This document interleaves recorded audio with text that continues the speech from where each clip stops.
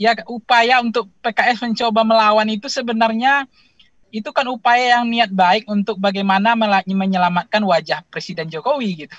Karena ini yang menjadi sentimen menurut saya ada di sebuah kerajaan misalnya itu dikatakan bisa saja pertama beliau adalah anak dari mahkota, putra mahkota.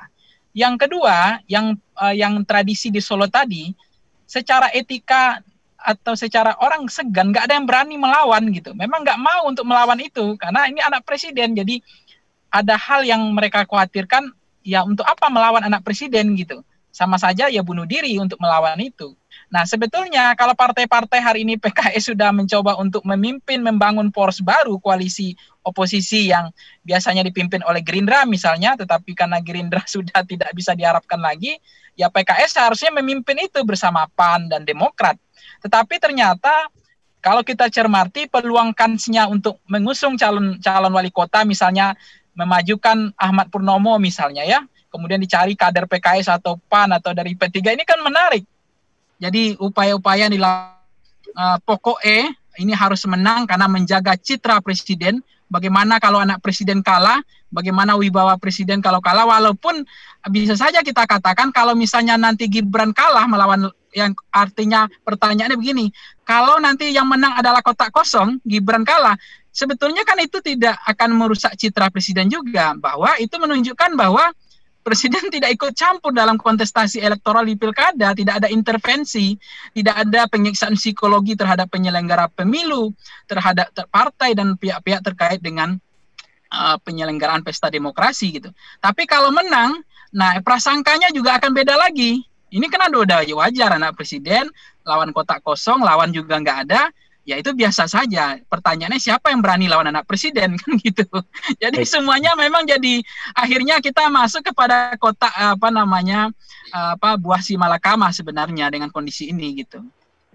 Fenomena tadi, apa yang terjadi nanti kalau Gibran kalah melawan kotak kosong? Mau ditaruh di mana wajah presiden? Apa juga yang terjadi nanti kalau Gibran menang? Kemudian sentimen yang dikatakan menyuburkan dinasti politik bahwa seolah walaupun kotak kosong itu tidak didesain, itu hanya karena memang tidak ada yang siap melawan anak presiden gitu.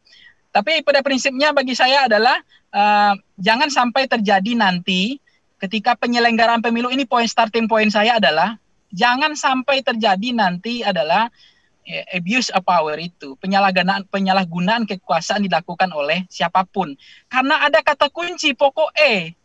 Ini yang saya khawatirkan nanti ada penyiksaan psikologis terhadap penyelenggara pemilu, kepada aktor-aktor yang terlibat, kemudian kepada lawan tanding dan seterusnya. Mudah-mudahan itu tidak terjadi. Artinya ini betul-betul jurdil, fair, mereka bertarung kalau itu ada lawan tanding. Tapi kalau calon tunggal, ya apa yang mau kita perdebatkan lagi? Sudah selesai gitu.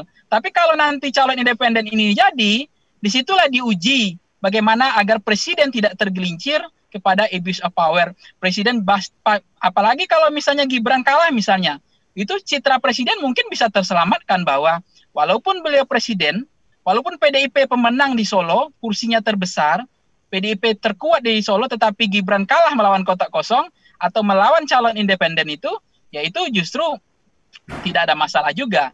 Terima kasih sudah nonton. Jangan lupa like, subscribe, dan share ya.